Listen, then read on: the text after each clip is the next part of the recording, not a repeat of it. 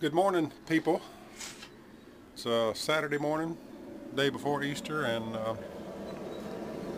I'm actually brewing today. Didn't think I was going to get to, but I am. And it's a chilly morning after being in the 70s and had some close to 80 degree days there for a while. Got my strike water heating up.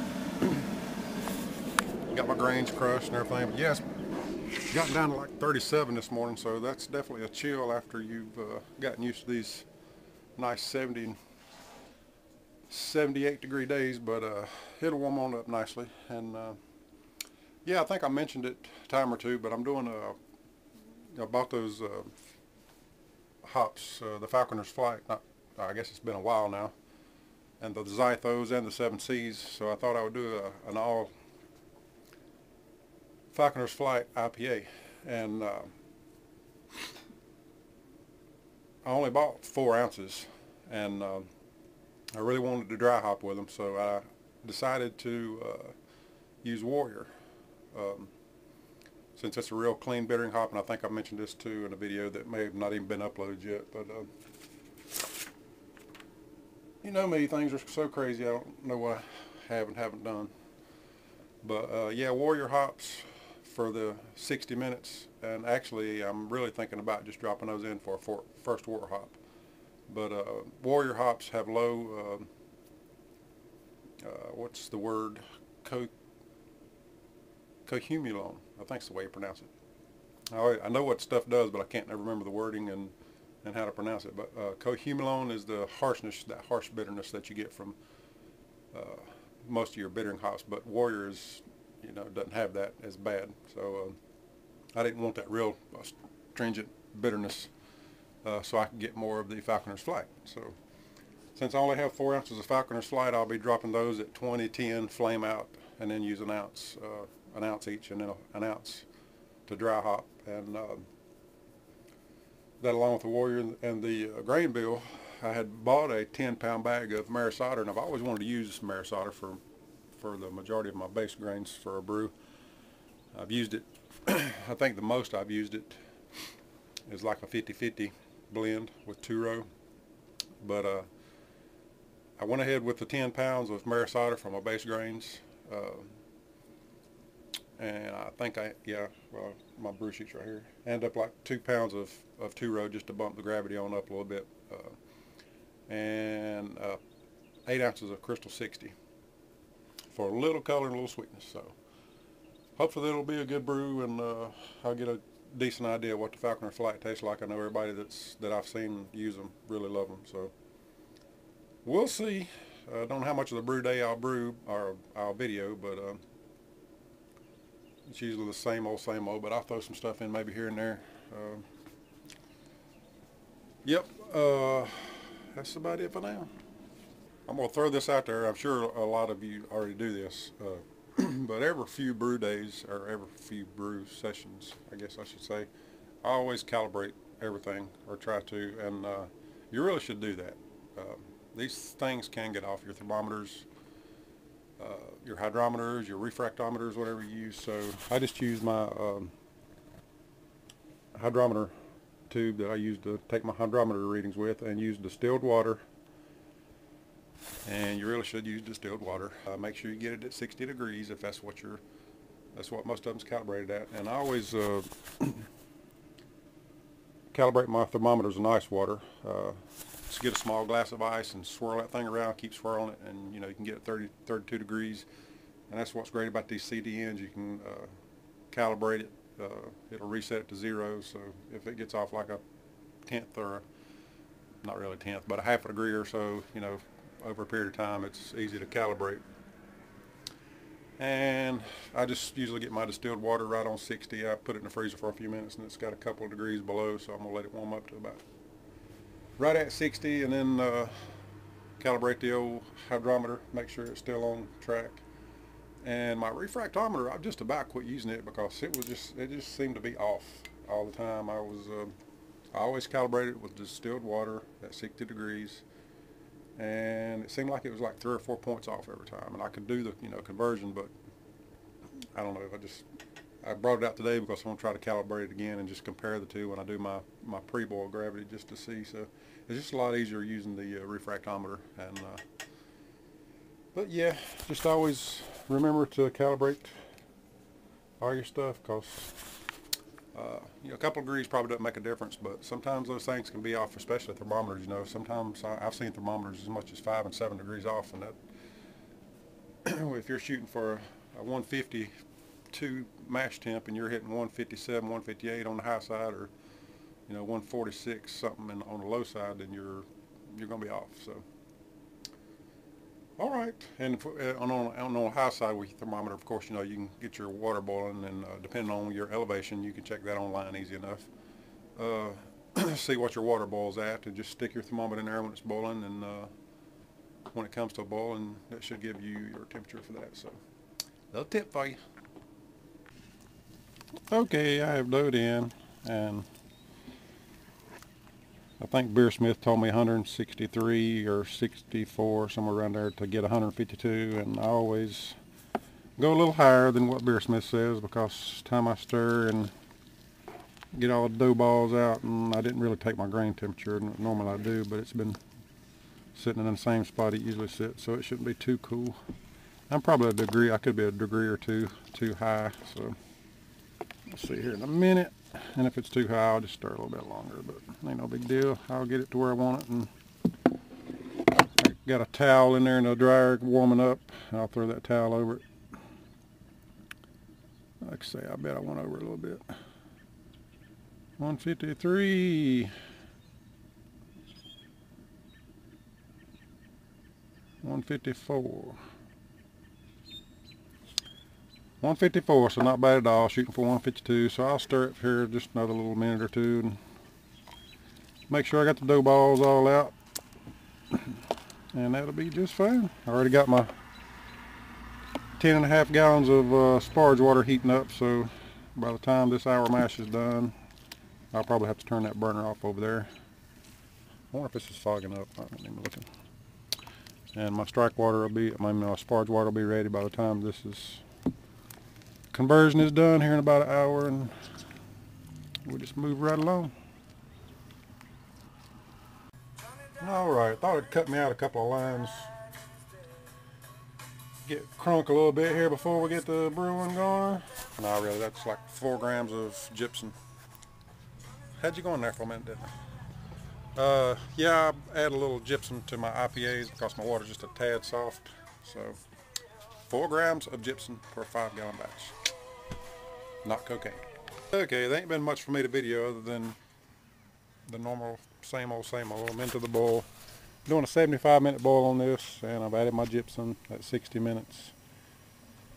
And I'm cleaning up my basement and just piddling around basically. Beautiful day. It's turned out to be a gorgeous day. Did my pre-boil sample. Put the sample in the freezer and let it get down to 60 degrees, and it was 1.056 on the hydrometer, so you know I have to subtract 4, so it was 1.052, and I was looking for 1.053, so it's spot on for 75%. And I've been doing some changing around at Beersmith. This is actually a beer in a water bottle. At 11 o'clock in the morning. Just a sample. But yeah, the way the efficiency thing works in Beersmith is kind of screwy, I think, with your volumes and everything you have to put in your loss, and every little thing changes every little thing. So I just kind of been fooling around with it. Now I think it's better if I set my brew house efficiency at 75%. Usually with the numbers I get, for whatever reason, and I hadn't took the time to sit and look at everything. I know I've went kind of back and forth about this, but usually I'll get a spot on pre-boil gravity, and then sometimes my post-boil, my final gravity or my interfermented gravity will be a little low. But if I do it the way I'm doing it right now, which I had my efficiency bumped up to like 82%, but if you do that, I don't know, it's hard to explain the way I read on it and the way it is, and it's just better if I set my efficiency to 75%. I hit my numbers right on for both things and overall, so anyway, yeah, I got my hops laid out. 20 minutes Falconer's flight, 10 minutes Falconer's flight, 0 minutes flame out Falconer's flight, and I got to rehydrate my USO5.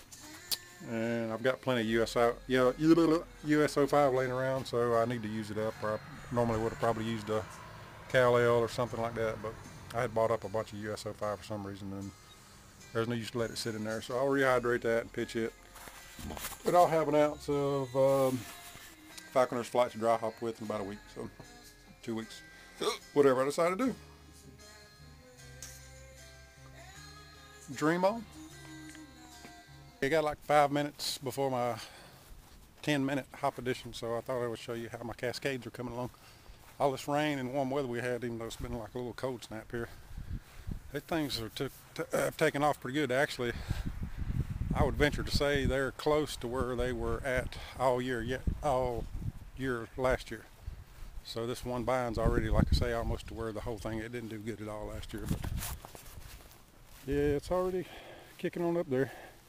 I'm sure a lot of you is way higher, but that's probably, I don't know, I think close to 4 foot, somewhere around there, maybe, I don't know. And that's just the one vine.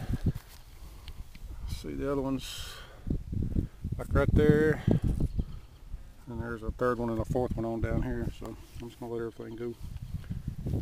But yeah, I might actually get to add my other 10-foot section on this year. Man, it's turned out to be a beautiful day. I got to get on a lawnmower after brew day's over, I guess. Getting to bed a couple times a week. Got to do it. We're near the end of the bowl here, and I've got the wort chiller in, and it always kills my boil, so I always stop my clock and wait till, and my recirculation arm is in there as well. I always stop the clock until it gets back to a boil and then start it back. So I did my 10-minute drop, and now I'm going to do my flame out drop. So I'm going to kill the heat, turn the propane off, and there she goes. If it don't fog up on me.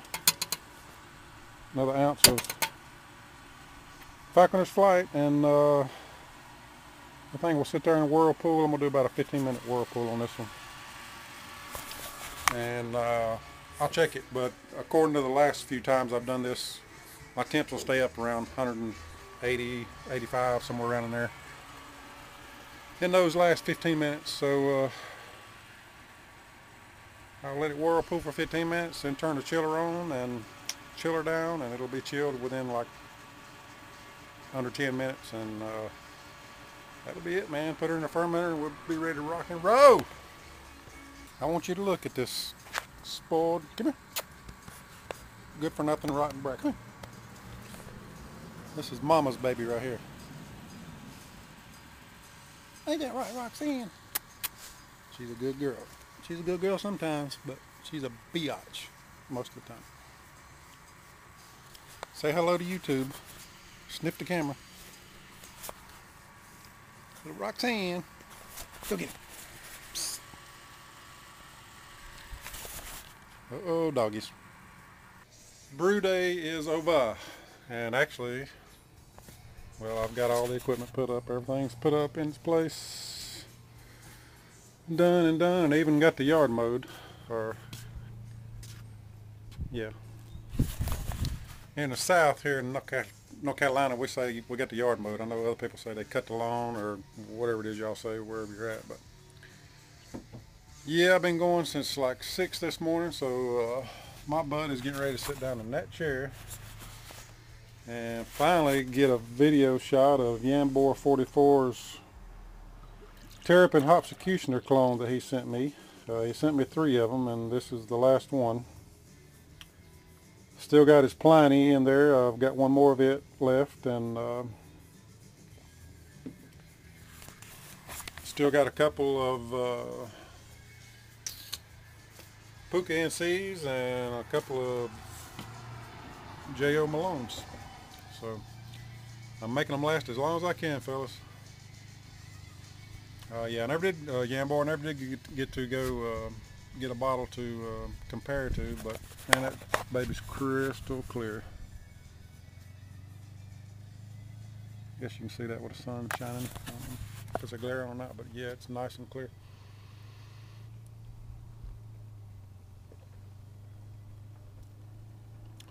Oh yeah, like I say, I've done had 2 of these and they're really good. I was really wanting to compare this one to the real deal, but I never did get to the store to get some. And well, actually, I did go one day and they were out. So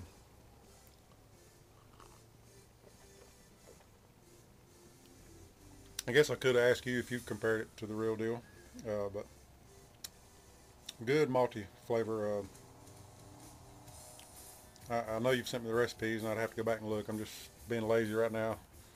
I just know it's a really good IPA. I love it. I appreciate it.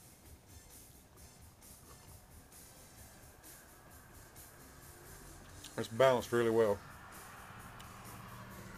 I wish I could remember what hops you used in that, because I love that taste. Yeah, it's great. I'm not going to try to describe it. Y'all know I suck at it and hate it, but cheers, Yambor 44. Appreciate the beer. I may do another one of yours. I may do that Pliny next, or I may do one of the other boys. I don't know if I'll add it to this brew day video or what, but appreciate you hanging out with my brew day today. The numbers came out good, just a tad low, but my boil volumes was, I didn't put them right in Beersmith again, where I've been fooling with that thing, but I mean, it's off just a few percentage points, but ain't no big deal. It'll be good beer. So confident myself, right? Appreciate you coming by the channel as always. Questions, comments, lay them on me later. I wasn't going to film this, John, but I thought I'd go ahead and throw it on the end of this video. But I broke up in the Yazoo Sioux, the porter that you sent me. Son, this is good. Another beer I wish you'd sent me 2 or 3 of. I'm gonna see if I can't source this. I love a good chocolatey. It's got a good chocolatey, malty, just a tad bit of coffee to me. I don't know what you get out of it, but man, that's a good beer. Almost got just a little bit of, well, I want to start to say a little bit of alcohol to it, but I don't think it does. But anyway, it's Easter Sunday, and I'm sitting here watching the neighbors kick around, and the wind has kicked up, and I'm just chilling. And I thought I would try this Yazoo Sioux. So great beer, dude. Appreciate it.